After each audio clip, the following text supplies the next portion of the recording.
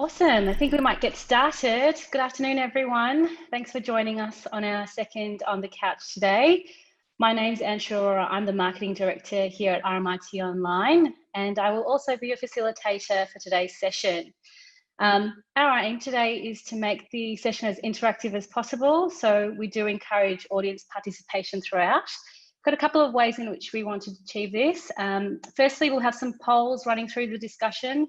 So please jump in and get involved, and we'll hopefully be discussing the results of those polls as well. We put a call out for questions as you signed up, so we'll be using them to guide some of the conversation. We also will be taking more questions throughout the session, so please post them in the Zoom chat and make sure that the post is marked to everyone, and hopefully we can get around to answering some of those today as well. Lastly, if I could please ask everyone to mute their mics, that would be super. So today we have Natalia Bezerra, Strategy Director at Isobar, joining us. Natalia has been with Isobar for 10 years, predominantly in their Brazil office, working across a range of different roles. She moved to Melbourne over 3 years ago. And in her current role, Natalia is responsible for developing and executing a range of diverse strategies across different clients, including Jetstar, Dulux, Ozpost, 7-Eleven, and many more. But before we get started, I would like to acknowledge the people of the Wurrung and Boorong language groups of the Eastern Kulin Nations, on whose unceded lands we conduct the business of the university. I respectfully acknowledge their ancestors and elders, past and present. I would also like to acknowledge the traditional custodians and their ancestors of the lands and waters across Australia where we conduct our business. So thank you very much for joining us. Thank you, Natalia. How are you? Yeah, good. How are you, Anshu? Yes, very good. Thank you. Thanks for joining us today. Oh, there you are. Yes, you can see me now. Yeah, we had a little trouble in turning it on, but always, now. Always. Look, we'll start off with an easy one. How's ISO life? How's working from home going? It's been well, actually. I actually prefer working from home because I think it kind of bumps up my concentration, productivity. We have less interruptions, less people coming to your table, less phones ringing and stuff like that. So we're quite able to control how many Zoom meetings we have or team meetings we have too. Now we do have a baby at home, so the last couple of months have been pretty hectic with having her here with us, but she's back in care for a couple of weeks now, so it's been a little bit quieter. Yes. So yeah. I think what a lot of Netflix for some people isn't right true for us is baby.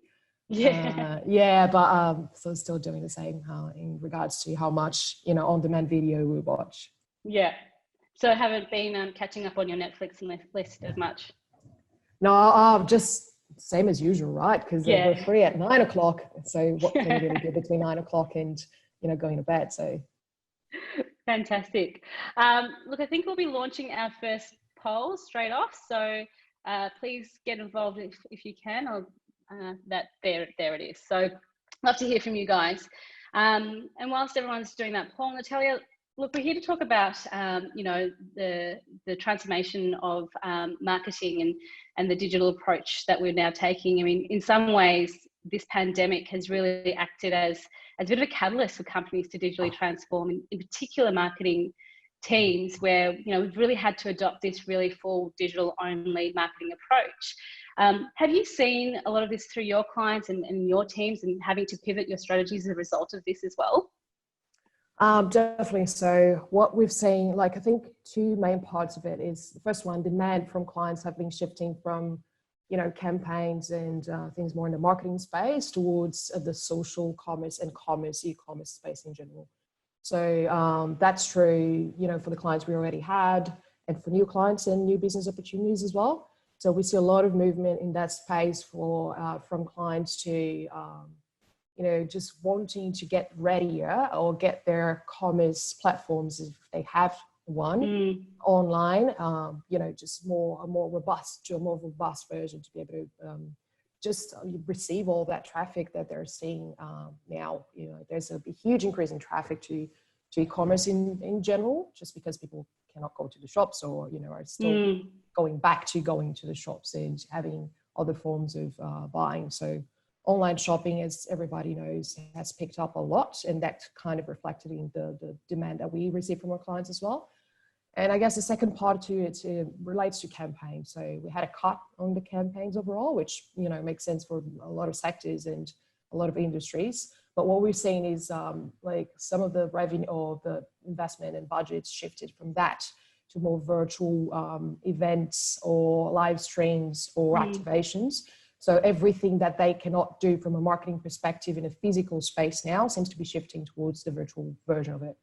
So it's I guess the challenging that is, how do you move quick enough to be able to create a virtual space for what you need, if we don't know when this COVID situation is going to end, you know? So will we have time to create something that is really powerful to be able to host your events and activations? And so like speed is a real wax factor in here that we try to, you know, support our clients with. And have you seen that shift? I mean, obviously moving everything to online, measurability becomes a key factor in all of this. Yeah. And you think about some of the traditional channels that marketers have used in the past, be it print or out of home. Do you think that, you know, with this shift now into this virtual space, that companies and organizations will invest more post the COVID era in back into some of those traditional channels as well? I think they'll, I think they'll largely invest the same. Like, as everything, I don't, you know, even though I'm been working with digital since the start of my career, like I don't, you know, I don't think other types of media are less important than digital whatsoever. Because it all lies in how your audience consumes media in general, or consumes content.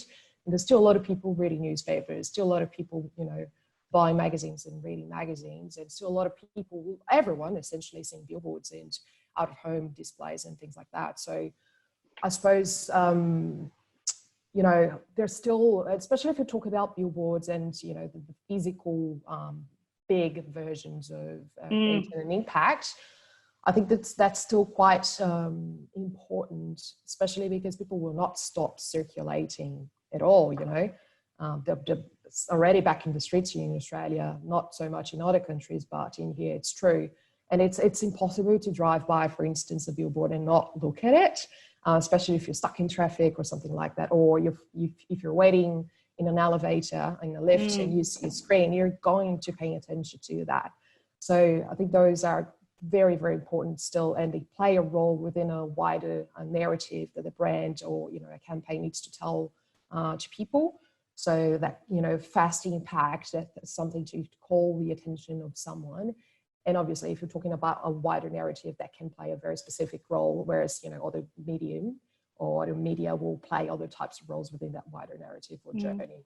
But that's not to say that these media are not going to change over time, especially if we're talking about billboards and connected displays, because they are going to be connected. So they're not going to be as static as they are at the moment. So, you know, programmatic ads in connected displays is something that is already happening. Now, measurability, there's, you know, heaps of possibilities with facial recognition technologies, where you can, for instance, have a camera that captures who's coming across your, you know, billboard or digital billboard, and you start to understand gender, age group, you know, who are the actual people who are, you know, stopping or passing by the medium that you have. And therefore you're able to not only measure the actual foot traffic or eyeballs you're having, start to have an understanding of demographics of those people, but also start to be able to target those people more effectively. So if you join that sort of technology with connected screens, you have a way to create programmatic, almost one-on-one comms in there. And so you can put the right ad in front of the right person if just one person is passing through your billboard at that point in time, if that makes sense, or your connected screen. So I suppose the possibilities are amazing and incredible. And it's, you know, there'll still be, these types of media will still be important, but they will change, especially if we're talking about the big formats. It's such a, it's such an interesting one, because I then really starts to become that true omni-channel approach that we talk about in the digital landscape, where we can start to integrate some, traditional above the line channels into the same way by looking at how we're targeting our audiences and feeding that data through there. So I think that's really, really exciting. Yeah, and look, it solves the challenge that we have at the moment with digital, right? So because as of now, we're, location-based marketing or targeting is really, it's happening, but you cannot guarantee that someone who's in the radius of, say, 500 meters of your store, like a walking distance from your store, is going to pick up the phone at that point in time, and it's going to be impacted by an ad from you that drives that person to the store. Whereas if you have a connected billboard or a connected screen in that person's way, you can say, T 500 meters away from you, just come to T2 and shop with us. Yeah. So, that omni-channel thinking experience will be ever more enhanced with, the more we unlock technology possibilities and join them together. Yeah, I mean, look, and a lot of this is supported through the emerging technologies that we've already started to see in our marketing channels, and beyond COVID, this was already happening. Are there any particular technologies that you think post-COVID might have the largest impact on marketing and what we're doing? Yes and no. I guess, the more inspiring and out of the box crazy technologies, the emerging ones that we talk about all the time as trends and everything, they're amazing to hear about and to study about, but some of them are years and years away to be actually implementable at scale. So people would have access to them and marketers would be able to tap into them to be able to, create great content and transform the experience that they create for their brands. And so I guess what I want to say is there's a couple that make me excited from a content access or production point of view. I suppose mixed realities is something that I really enjoy knowing about and seeing where it's at and how you can, best combine that layer of information you can add to your physical landscape, both from just a pure experiential point of view, but also from a shoppable point of view or brand experience point of view. So that's one to keep an eye on and really understand how you can, as a marketer or as a brand, start to at least play with that a little bit. Voice storytelling still in the content space is something that is, like pretty much everyone already has a voice device, an assistant at home because they're super accessible right now. Now the gap that we have to cover is to actually start producing content that will be interesting for people and access through those devices, correct? So there's still is, I think, a bit of a gap in terms of content. And I'd say the main reason behind that is it's either too expensive still. So mixed realities, producing content for that is super expensive, same as virtual realities or augmented reality. So you really need to choose your battles over here and, create something that will mean or that will fit within what your brand is trying to do and the type of experience you're trying to provide to your customer. But look, as we always do, we'd encourage any client, as any brand, to at least try experimenting with those and start doing that because they'll come. And I guess the second factor is access, right? So people have to have access to those types of technologies to be able to consume those experiences. So they have to go hand in hand. So there's no, it's difficult to start thinking about something that not everybody's already accessing. So as marketers, we need to think about that as well. And I guess from a more functional point of view, I would mention technologies that are not emerging but are out there already. But we still see lots of possibilities for brands to be doing a better job. And that's around, marketing automation, personalization of content, customization of content sometimes. So technology is already there. You can already implement it all.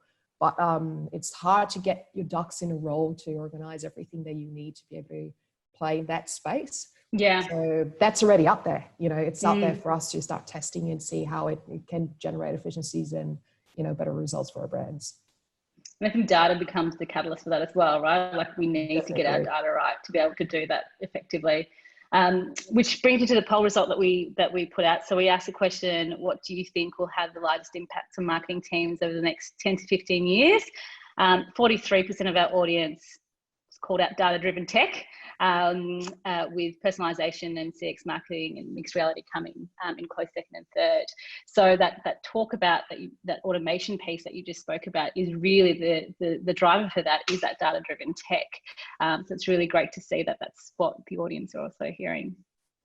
Yeah, which is essential for personalization as well, right? So if you don't have your data ordered, you cannot personalize content to the right person at the right time. So yeah, they're related. Very related. We will also launch poll number 2. There we go.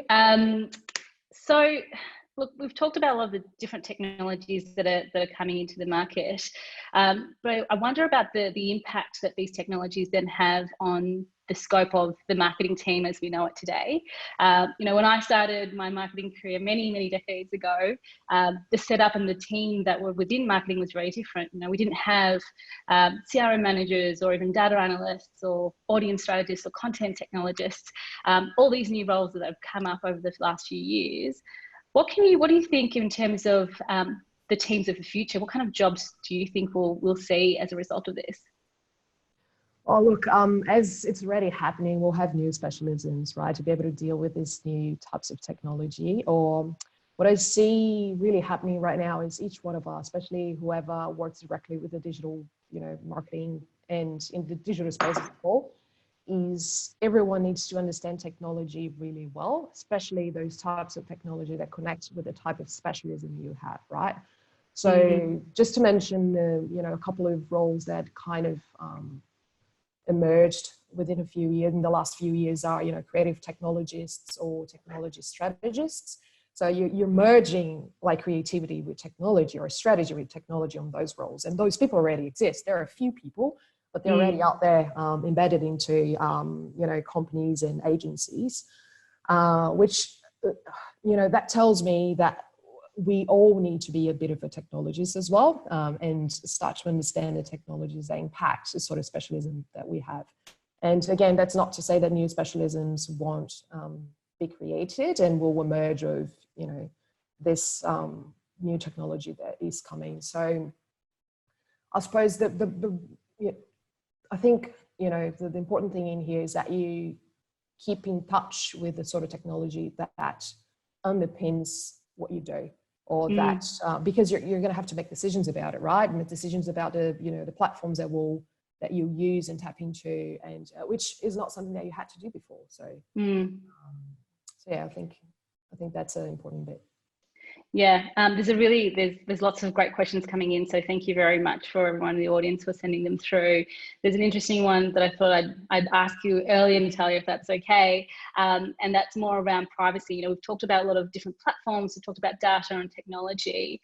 But in terms of privacy, is there a concern for privacy of an individual when we are collecting so much information from a marketing perspective to help with that personalization and help with that targeting? And how do we kind of balance the two between privacy and personalization? Love your thoughts on it.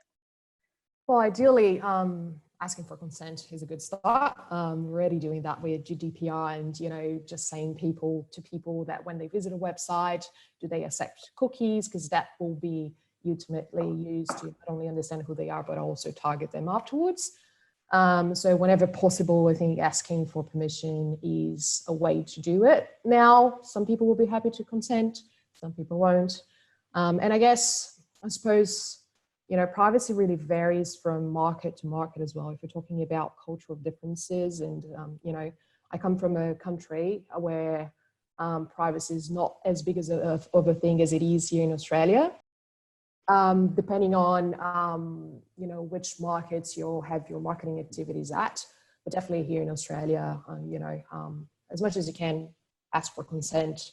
And I think another thing that we have to do, as responsible brands is also showing people how to stop receiving those comms as well if they want. Yep. And so 100%. educating people on and providing the links to do that and ways to do that. So it's a mix of communicating that and also empowering them to do so if they want to. That's awesome. A couple of other questions that I had was, just wanted to shift a bit of gear here in terms of, taking it back to the individual. We talked about teams and how they've changed quite a bit over the years from a marketing point of view, but at an individual level, if we're looking at the skills, what do you think are critical for someone if they want to stay really relevant and top of marketing trends as they change constantly? Look, that's well, it's not as much as a skill, but it's more of a personality trait, right? So I believe that curiosity is something really important. You have to stay curious all the time and kind of studying what's happening and just digging into the new things. And it's hard to develop that if you don't have that inherently, but it's always something to think about. And also I think that having that always learning or continued learning approach throughout your whole life, it's really important right now, because chances are we're not going to be in the same, jobs, or we're definitely not going to be in the same jobs, but sometimes not even going to be in the same knowledge areas anymore in a few years' time, because we're all going to change. Things are changing so quickly, and we essentially have to keep studying and understanding what's happening to be able to make decisions about what's right for us. And what's the right area of knowledge for us at a point in time, because we now can change from one to another. It's much more quicker than it was before. Like we don't have cases where I don't know anyone who has been with the same job for their whole lives, as opposed to what we had with perhaps our grandparents and sometimes our parents as well. So I don't know. I think that's really important, and adaptation skills as well, to be able to flex and shift as things shift as well, and just try to get comfortable with change, which might be really difficult for some people, but that flexibility is something that it's really important, I think. Okay, awesome. And look, ISABAT actually launched a augmented humanity trends report last year, and in that you talked a lot about transforming experiences and how augmented humanity helps us to feel and experience and experience it in a different way and in a deeper way. Can you tell me a little bit more about what this actually looks like in practice and what clients are doing it well? Yeah, sure. Look, augmented humanity is a kind of a fancy way to talk about just using tech in our to our advantage, right? So mixing with tech and using it to have better, deeper experiences and enhance our life or expand our life, or the experiences that we have, and how we connect with environments and things like that. So for anyone who's interested, that's actually a very good report. I really like it. It's very comprehensive and talks about lots of different technology trends and how brands can start to understand and play with it. Now, how it looks like, so we were talking about mixed realities is already an example of that. Voice storytelling is another example. So I guess the key thing in here is we understand that we have the possibility now for the audiences or for people to not be a passive viewer anymore. They're not passive viewers anymore. So the idea here is to use technology to be able to immerse them in that experience. And, great if brands can do that. So it's more about that rather than anything else. Now, we do have a few clients who are experimenting in that space or doing that well. Sometimes in a very advanced and sophisticated, version of it, sometimes in a lo-fi version of it, which is all well and good, depending on budgets, appetite, readiness. Each one of the brands have different levels of digital maturity and readiness, and also really understanding your audience as well and what they're able to actually do with the technology they have in hands and things like that. So say one of the trends that the report talks about is what they call rehearsing realities, which is essentially creating a layer of something in your reality, so your physical landscape, so you can rehearse a version of it. And one example would be, for instance, IKEA with an app that they have where you can, add like a rendered version of furniture or decoration on your actual living room, like live with mixed reality, with AR actually, and to see how that looks like, right? So that's the expensive version of it, meaning you have to develop those renders, you know, you have to do a lot of developing to be able to create the app and provide that experience to people. Now, in the past, working with Kmart, we did the lo-fi version of it, which is using a Facebook Messenger chat, just the space of the chat, and using stickers where you could actually take a photo of your, you know, living room, your couch, and test a sticker, which was essentially a cushion, for instance. So we made the products look like stickers, so you could put the stickers on top of it to see how it looks like. So it's serving essentially the same purpose, right? But it's, you know, the version that we could afford at that point in time, and that was right for our customers at that point in time. So instead of getting them to download an app and blah, blah, blah, blah, blah, we already had the Facebook Messenger in their phones. So why not to use it in our advantage? But then that's just one small example. I suppose Isobar has really good ones, both here in Australia and outside of here as well. There's one that I particularly like that is about social commerce or peer-to-peer commerce in social. That was done by Isobar China with KFC. So they had a challenge that is, I think they had, you know, less than 6,000 stores, KFC stores in China, whereas the population is, you know, nearly 2 billion people. So how do you, you know, get all those people to know that KFC exists and think about it, and how to increase reach for that? So what they did was to provide people with the ability of create their own shops. So they would create a little shop in a, you know, digital version of it, actually within WeChat. So it's something they already had in their phones, and they would design it. They would choose, you know, their preferred products, their favorite products. It would be, so Natalia's shop, KFC shop. And they would tap into their social connections, so their friends and family, to say, look, these are the products that I like, and I'm selling them in behalf of KFC. And so people would say, oh yeah, cool, I'm gonna, you know, try the nuggets or whatever it is that I never tried before. And so the transactions were happening in those shops that people created, and they could obviously go to the stores afterwards and redeem the actual, you know, chicken. But essentially, they had one person alone who created a shop sell more than $1 million in chicken for the friends. So they essentially kind of boosted the network effect of their lovers, you know, the KFC lovers, to be able to tap into that network and expand the reach. So I think that's a really, really good idea that taps into one of the trends that was the peer-to-peer commerce, or social commerce. And was used in a very clever way. And here in Australia as well, we have you know, another example that we did last year for Australian Futures, which is a non-profit, which was about just, you know, collecting data from over 125,000 Australians on their political views and the demands and everything, and recreated a picture of the electorate, so the physical electorates. What do they wanted and what was important for them, so for those people within those electorates. And we compared, or, you know, provided people with the ability to compare that with the actual politicians who were, you know, the parties who were running the electorates at the point in time, to see the differences between what the locality or municipality was about or wanted, as opposed to what the parties were talking about and providing. So they could kind of, you know, understand if there were gaps in that, and obviously tap out into, or get in touch with the MPs to say, look, you know, we care about this. Can you start addressing those concerns that we have as a municipality?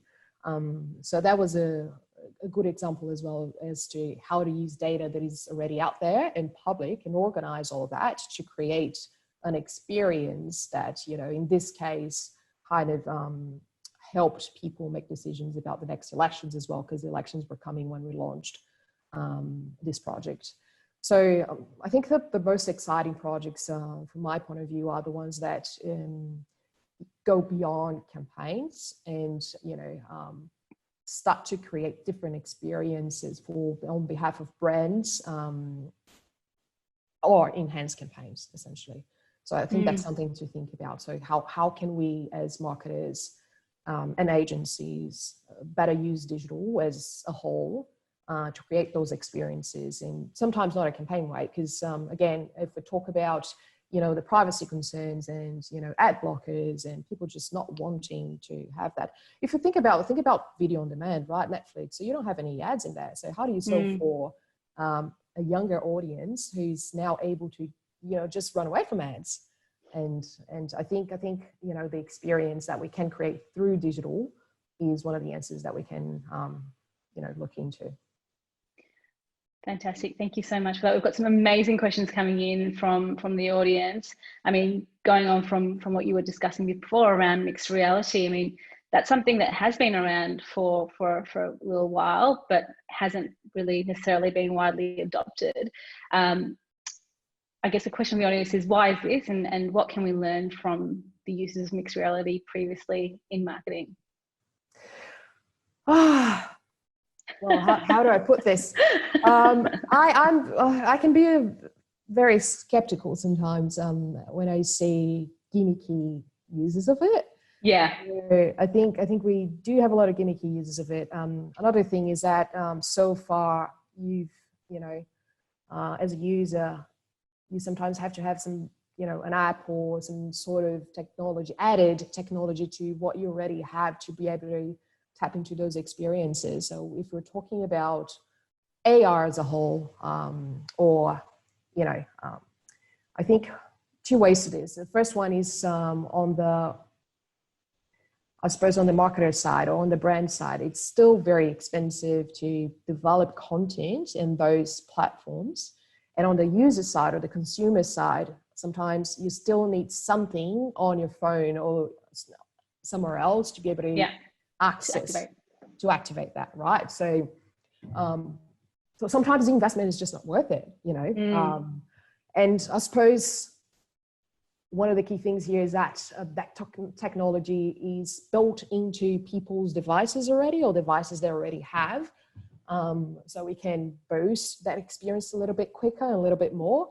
And I'll just mention, you know, gesture interaction here. That is something that is advancing really quickly with the new versions of iPhones and Androids, really having solutions for that. So using your hands and, you know, blinking and stuff like that to activate things and functionalities. And obviously, as we do that, that opens possibilities for marketers and content as well. So perhaps that's going to be, you know, closer to us and quicker than mixed realities. But if you want to double down on that as a brand, and I absolutely say go for it. If you do your research and you're 100% sure that that's the thing to do for your brand, look, do it. You know, working with Kmart in the past, we had a really interesting, and I can open this, really interesting hackathon experience with them. Which was about, you know, they got all their internal teams and the agencies that supported them to think about different ways they could use technology to create a better experience for their customers. And I was in a group that worked on a mixed reality solution for the stores. And so the idea was that people who were coming to the stores and had a hard time finding the products that they wanted, because every Kmart store is different in terms of how they're organized internally. Yeah. Sometimes it's difficult to understand stock and things like that. So the idea was to have a layer on your phone. You would, you know, pop the camera up, have a layer on your phone, do a search either via voice or typing on your phone. So say, for instance, I was looking for a throw for my couch. So you go couch throw or whatever it is, and you would see a little kind of a very, you know, lo-fi arrow, but it will guide you through the store to be able to find a product that you were searching for. So you had your camera on, you would see that layer of on top of the camera, and you would be able to, you know, find what you're looking for. So going beyond that, you could potentially, when you were close to the product, start through the phone or through this mixed reality, you could start offering related products. So this row goes well with that cushion that is right over there, and then it guides you to the right place. So this was just an idea at that time. So it's, again, the accessible version of it that brands could be thinking about. So I think we need to crawl before we run. So before imagining a whole, you know, huge mixed reality experience on top of your whole store, think about the little things that you can do to start experimenting that will really generate returns to you. It's not just for the gimmicks as well. So in this, like the real idea behind this was to solve for a real problem. That is, people sometimes get overwhelmed with how big a Kmart store is. And so this was solving for that. So. And that's exactly what I was going to get back to. I think talking about solutions in mixed reality, it really has to serve or have an impact on your customers, right? Like you need to find the things that are big pain points in that customer journey that this technology can help solve for. And that example that you just shared with us with Kmart is a perfect one. I mean, I'm guilty of it as well as a customer. You go in there and there's so many things and they're all hidden. It's really hard to find. So that's it. That's really important to kind of make sure you're starting with the right problem to solve. Yeah, right. But that's not to say you cannot have fun as well, right? So if your purpose, or if you want to create just something really exciting for people as content, you can easily do that as well, as long as it's right for your brand and right for what you're trying to achieve. So if you want to be achieving surprise and delight and just amaze people with a cool thing, you can do it as well. So I love it. I think we're almost up for time, but I do have one question I really want to ask you that's from the audience, and it's about digital fatigue. My God. It's everywhere at the moment. You hear about Zoom fatigue, you hear about kind of being on the screen all the time. It's quite overwhelming, and I guess as marketers, should we be thinking about that? I mean, is digital fatigue a real thing? Will the impact of digital media be because of digital fatigue? Look, yes, and as individuals as well, right? Because we were talking about the skill sets and everything you have to have for the future. So if you're missing out, it is a big thing in here.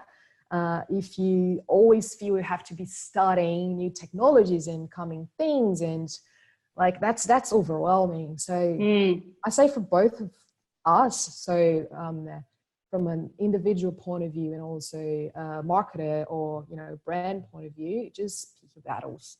So picking about, really choose your focus regardless of who you are. If you are a professional individual, or if you're representing a brand, or if you're a marketer, pick your focus and then just study in there. So, and by focus, I mean, for marketers, try to really understand your audience and, the places they consume content, and then just create content for that, or just act on those channels. Try not to overwhelm them everywhere, because the chances are they're going to miss a few things as well. So try to understand what's relevant for them. And that will require you to really, really understand the people that you're willing to speak with and willing to reach to buy your things or your services. Awesome. Thank you so much, Natalia. A wrap-up question from the audience I'll ask before we sign off. Recommendations on sites and podcasts that you would that help us stay ahead of the curve with all this emerging tech and marketing tech? Oh my God, so many. Like literally too many. Two things that I want to recommend to you guys, if you haven't seen before, that are related to this, is obviously the ISOBA Augmented Humanity report. It's a big report. It's 40-something pages, but it's got real great information about all these emerging tech, the more out of the box, cool things out there, as well as examples, both from ISOBA clients and non-ISOBA clients. So that's a really good one. We can, share links afterwards with people. The other one that I really like is the Gartner Hype Cycle report from Gartner.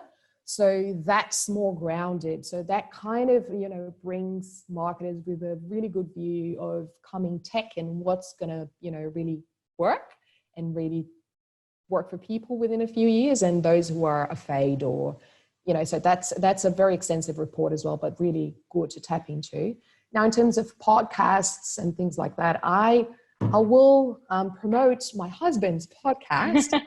So that's called Future Sandwich. It's Australian. So it talks about how new tech in different realms will impact those different realms. So that's one of the ones that obviously I listen to, but there's too many. I'll think about a few examples and share a list with you guys pretty soon. Thank you so much. Thanks again, Natalia. Thank you so much for joining us on the couch. No worries. Thank you to everyone else who made some time out today to join us as well. We'll see you next time. See you next time.